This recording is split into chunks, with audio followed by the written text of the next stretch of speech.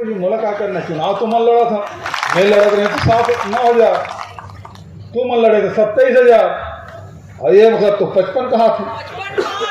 और धोखा से भारतीय जनता फेड़ा इसने तो सीधा झटका और बटन दबाई, समझ अडानी लोग का लाभ हुई। मुख्यमंत्री भूपेश बघेल पहुंचे पाटन, किया कांग्रेस कार्यकर्ताओं को फुल चार्ज, कहा मैं नहीं सभी कार्यकर्ता लड़ेंगे पाटन में चुनाव।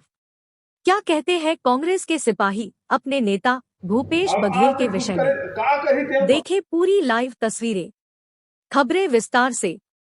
आज शाम अटारी पाटन पहुंचकर भूपेश बघेल ने अपने पाटन के सभी कांग्रेसी कार्यकर्ताओं को फुल चार्ज करते हुए कहा कि पाटन से कार्यकर्ता बहुत राजनीतिक समझ बहुत अधिक है, उनको बताया जरूरत नहीं है कि लड़ाई ला आप मन अपन हाथ में लो, यही निवेदन करे बनाया हूँ। कहा कि 30 तारीख के नामांकन, अब 28 और 29 तारीख शनिवार रविवार हो गए, 30 तारीख आखिरी माचिस, तो वो दिन प्रियंका गांधी जी आए थे, वो जाल बांधा है, तो जाल बांधा मतलब वही कर ले डोंगरगढ़ लगते, वही कर ले खैरागढ़ लगते, वही कर ले धमदा साजा लगते, वही कर ले हमारा लगते और वही कर ले दुर्ग ग्रामीण, तो सेंटर में रख दें ताकि पहली फेज के वाला मन भी आ जाए और सेकंड फेज वाला मन भी आ जाए। तो नामांकन तो मैं 5 जन धर के जाऊँ, तो नामांकन भरे के पहली तुम्हार मन के बीच में आया हो, तुम्हार मन से अनुमति लेबर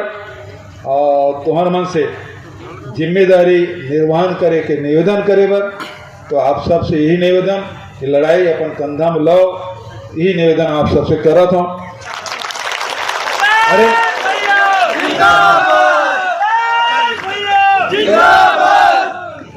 तो लड़ाई तुम्हें लड़ना है ना, हाथ उठा बताओ। अब हाथ उठी से लड़े बस कैसे एकदम तंत्र आया। तो भाई ओकरे अनुमति लेकर आया, तो 30 तारीख के फार्म भरो, लेकिन कार्यकर्ता मन तुम्हें जाना है तो सीधा जाल बांधा जाना है, दुर्ग नहीं आना है, ठीक है ना? भूपेश बघेल ने कहा कि यह चुनाव मैं नहीं लड़ रहा हूं, बल्कि आप सभी कांग्रेस के सिपाही यह चुनाव लड़ रहे हैं और आप सभी को इस बार भी भारी वोटों से प्रचंड बहुमत से जितना है। उन्होंने पाटन के कार्यकर्ता सम्मेलन में कांग्रेसी कार्यकर्ताओं को संबोधित करते हुए कहा कि छत्तीसगढ़ को लूटने वालों से लड़ रही है कांग्रेस, अगर गलती से भी भाजपा आ गई तो राज्य की खदानें, नगर नार प्लांट सब बिक जाएगा। यह चुनाव तय करेगा कि छत्तीसगढ़ को बेचने वालों के हाथ में देना है या बचाने वालों के हाथ में। श्री बघेल ने यह भी कहा कि कांग्रेस की सरकार में जनता की आय बढ़ी है। हम बटन दबाते हैं तो किसानों, भूमिहीन मजदूरों, गोबर विक्रेताओं की जेब में पैसा जाता है, इसलिए फिर से कांग्रेस की सरकार लाना जरूरी है। उन्होंने कहा कि कांग्रेस कार्यकर्ताओं के संघर्ष के कारण 15 साल तक सत्ता में रहने के बाद भी भाजपा 15 सीटों पर सिमट गई। भाजपा अभी तक हार के सदमे से उबर नहीं पाई है। छत्तीसगढ़ में इतनी बुरी हार किसी राजनीतिक दल की कभी नहीं हुई। उन्होंने पूर्व मुख्यमंत्री डॉक्टर रमन सिंह को सबसे बड़ा भ्रष्टाचारी करार देते हुए कहा कि चिटफंड कंपनी के पैसे खाए, नान घोटाला और चावल घोटाला किया, यहां तक कि टिफिन, चप्पल, मोबाइल फोन वितरण तक में भी घोटाला किया। राजनांदगांव में उनके नामांकन में आए गृहमंत्री अमित शाह भ्रष्टाचारियों को उल्टा लटकाने की बात कह रहे थे, जबकि रमन सिंह उनके बगल में ही खड़े थे। उन्होंने आमसभा को संबोधित करते हुए कहा कि कांग्रेस ने हिंदुस्तान को लूटने वाले अंग्रेजों से लड़ाई लड़ी थी। कांग्रेस आज भी छत्तीसगढ़ को लूटने वालों से लड़ाई लड़ रही है। मुख्यमंत्री बघेल ने कहा कि हम किसानों का कर्ज माफ करते हैं तो भाजपा के पेट में दर्द होता है। आइए चलते हैं पत्रकार संतोष देवांगन के साथ पाटन के कार्यकर्ता सम्मेलन में और देखते हैं यहाँ की लाइव तस्वीरें। क्या कहते हैं भूपेश बघेल और क्या कहते हैं कांग्रेस के सिपाही अपने नेता भूपेश बघेल के विषय में। जय जोहार, मैं संतोष देवांगन और आप देख रहे हैं छत्तीसगढ़ 24 न्यूज। और हम इस वक्त पाटन मुख्यालय में हैं, पाटन विधानसभा में है और यह पाटन मुख्यालय माननीय मुख्यमंत्री भूपेश बघेल जी के गृह ग्राम है। और यहाँ पे आज माननीय मुख्यमंत्री भूपेश बघेल जी यहाँ आए हुए थे, कार्यकर्ता सम्मेलन में भाग लिया और कार्यकर्ताओं को उन्होंने चार्ज करते हुए कहा कि यहाँ पाटन में वे खुद चुनाव नहीं लड़ रहे हैं, बल्कि सारे कार्यकर्ता जो है चुनाव लड़ रहे हैं और कार्यकर्ताओं को ही यह चुनाव जीतनी है, ऐसा करके उन्होंने कार्यकर्ताओं को फुल चार्ज करते हुए यहाँ उन्होंने सभा को संबोधित किया। और वहीं सभागार के हाल में भी जो है यहाँ के सेक्टर प्रभारियों और बूथ प्रभारियों के जो है गुफ्तगू बैठक मिली चुनाव को लेकर के। तो आइए यहाँ के जो कार्यकर्ता हैं उनसे पूछते हैं कि इस बार वे अपने इस नेता को कितनी वोटों से विजयी बनाते हैं, क्योंकि 5 बार से यहाँ के लाडले विधायक भूपेश बघेल जी को विधायक बना चुके हैं। और आज भूपेश बघेल जी जो है कहा कि मैं चुनाव नहीं लड़ रहा हूं, बल्कि मेरे कार्यकर्ता चुनाव लड़ रहे हैं। तो इस बीच हमारे पास है यहाँ पे युवा नेता मोनू साहू जी, उनसे भी पूछेंगे। जय जोहार मोनू भाई। जय जोहार जी। इस बार मुख्यमंत्री को आप लोग कितने हजार वोटों से जिताएंगे? पहले तो माननीय भूपेश बघेल जी इस क्षेत्र के विधायक थे, पाटन क्षेत्र के, और प्रदेश अध्यक्ष थे, तो 27,500 वोट से जीते थे। लेकिन अभी माहौल देख के और जिस हिसाब से इन 5 सालों में माननीय मुख्यमंत्री जी ने काम किया, किसानों के हित में, मजदूरों के हित में, गरीबों के हित में, छत्तीसगढ़ के जनता के हित में जो काम हुआ है, उसको देख के तो ऐसे लग रहा है कि पाटन विधानसभा से कम 55,000 वोट का तो लीड होगा। धन्यवाद मोनू जी। और भी यहाँ पे कार्यकर्ता मौजूद हैं, सक्रिय कार्यकर्ता भी हैं, उनसे भी हम जानकारी लेंगे। हमारे बीच यहाँ पे जो है राकेश ठाकुर जी हैं, उनसे भी जानकारी लेंगे।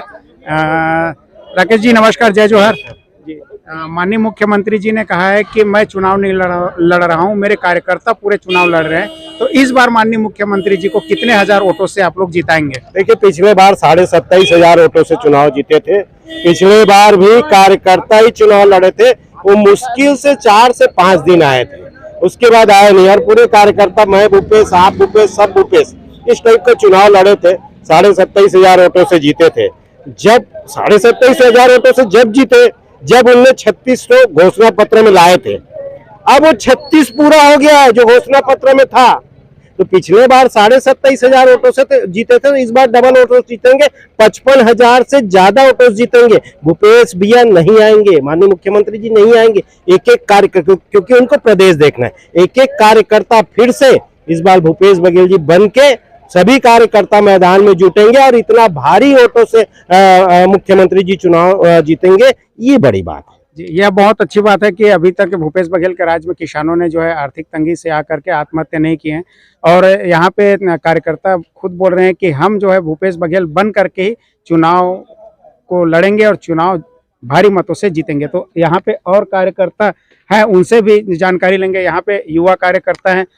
पांडे जी बताएंगे, इस बार माननीय मुख्यमंत्री जी भूपेश बघेल ने आप सभी कार्यकर्ताओं पर जो है आंख बंद करके भरोसा किया है, तो इस बार उनके भरोसा में कितना खरा उतरेंगे और इस बार उनको कितने हजार मतों से जिताएंगे? 110% पब्लिक का पूरा पॉजिटिव थिंकिंग माननीय मुख्यमंत्री जी के साथ है। और पार्टी लाइन का लगातार निर्णय आ रहा है कि 55,000 प्लस माननीय मुख्यमंत्री जी का मार्जिन रहेगा जीत का। और उससे ज़्यादा अत्यधिक कि ये है कि अब कांग्रेस के साथ साथ भाजपा वाले भी ये कह रहे हैं कि हम माननीय मुख्यमंत्री जी का पूर्ण समर्थन करेंगे, क्योंकि कर्ज माफ़ी का जो घोषणा माननीय मुख्यमंत्री जी किए हैं वो बहुत ही प्रासंगिक घोषणा है। और छत्तीसगढ़ के इतिहास में किसानों के लिए ऐसे हितैषी फैसले लेने वाले पहले मुख्यमंत्री हैं जो लगातार किसानों के प्रति सोचते हैं और किसानों के प्रति वो कर दिखाते हैं जो उसको करना चाहिए। और वो किसान का अधिकार है, हम ये नहीं कह रहे कि ये पार्टी दे रही है, वो किसान का जो मूल अधिकार जो 15 साल में नहीं मिल पाया था, वो मूल अधिकार किसानों को माननीय मुख्यमंत्री श्री भूपेश बघेल जी द्वारा दिया जा रहा है। बहुत बढ़िया पांडे जी।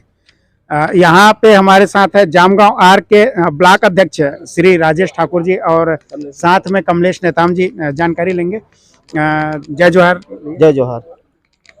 इस बार फिर माननीय मुख्यमंत्री जी जो है आप सभी पे जो है भरोसा किए हैं, भरोसा जताए हैं और आज सभी कार्यकर्ताओं को चार्ज करने के लिए पाटन विधानसभा पहुंचे थे। तो इस बार माननीय मुख्यमंत्री जी को कितने हजार वोटों से आप लोग विजय बनाएंगे? 50 पार बोलेंगे, पूरा कार्यकर्ता पूरा चार्ज हो गए, पूरा चार्ज हो गए कार्यकर्ता। जी जी, मतलब 50 से ऊपर जाएंगे। 50 से ऊपर जाएंगे, क्योंकि माननीय सीएम साहब अभी देखे ना, बड़ा बड़ा वो घोषणा किए हैं, किसान पुत्र है, किसान का मसीहा है, कर्जा माफ है। हमारे पास तो बहुत सारे मुद्दे हैं ना। भारतीय जनता पार्टी के पास क्या मुद्दा है बताएं? कांग्रेस युवा उपाध्यक्ष किरण चंद्राकर जी, उनसे भी जानकारी लेंगे। किरण जी नमस्ते। नमस्ते। आज जो मुख्यमंत्री जी यहाँ पाटन आए हुए थे और उन्होंने कहा कि मैं चुनाव नहीं लड़ रहा हूँ, मेरे पूरे कार्यकर्ता चुनाव लड़ेंगे ऐसा करके, तो इस बार उन्होंने आप सभी कार्यकर्ताओं पर आंख बंद करके भरोसा जताया है, तो उनकी इस भरोसा पे आप लोग कितना खरा उतरेंगे? उनको इस बार 2023 के विधानसभा चुनाव में कितने हजार वोटों से आप लोग जिताएंगे?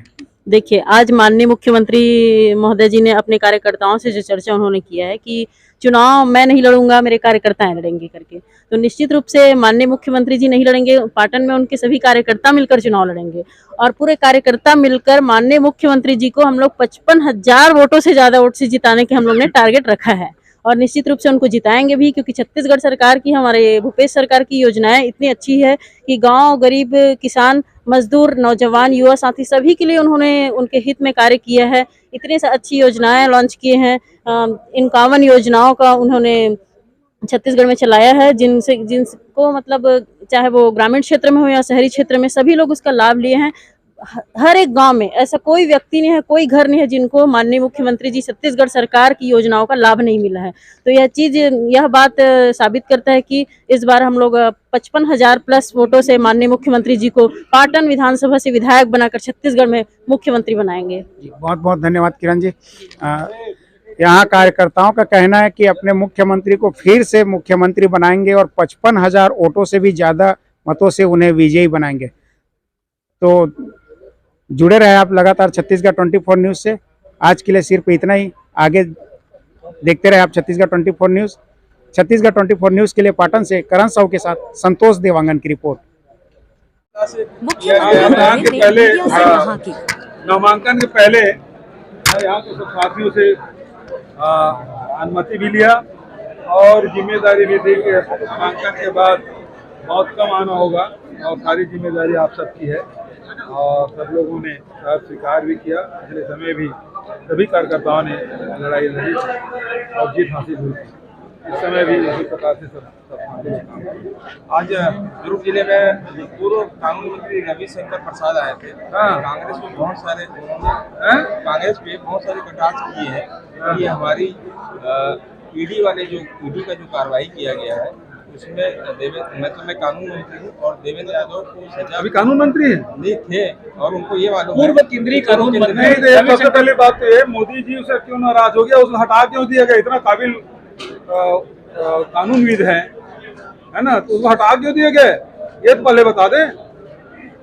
जो उनका स्पष्ट रूप से ये कहना था कि 2 विधायक नहीं, पहले रविशंकर ये बता दे कि उसको हटाया क्यों गया,